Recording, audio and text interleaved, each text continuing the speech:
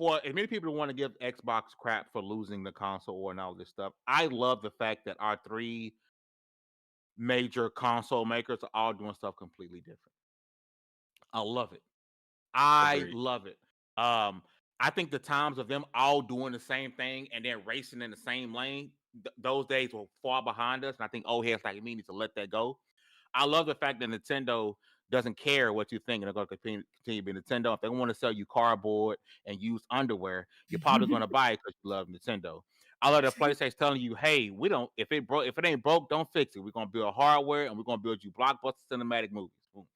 Xbox wants to be there, and they say, "You know, this ain't gonna work. Let's shift Sega, and we're gonna do something a little bit different." And you say, "You know what? It doesn't matter. We're gonna put our games on PlayStation." Because to me, I don't care where you play our games at. Because if I'm gonna get 100% revenue on my Xbox, so I'm gonna get 70% if you play it on PlayStation, right?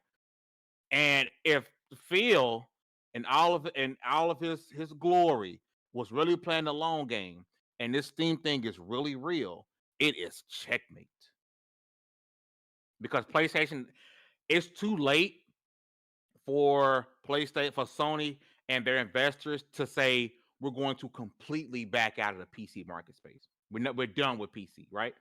Only thing they can do is make that window shorter. They seem to be committed to bringing their games over to Steam.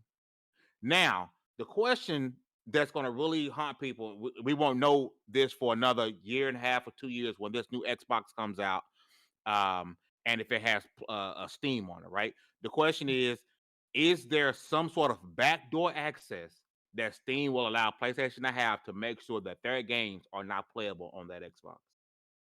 That's the $1 million question. Will Steam allow that to happen? Or Steam saying you're here or you're not? I think that's going to be major because if Sony can somehow finagle their games not being playable on a Steam version on Xbox or Xbox version of Steam, that's going to be big for them because they can always still say, "Hey, this game is exclusive to our platform." Exclusively, console exclusive on PlayStation, and exclusives mean a lot to PlayStation. They're not letting that go. But it's going to be a major shift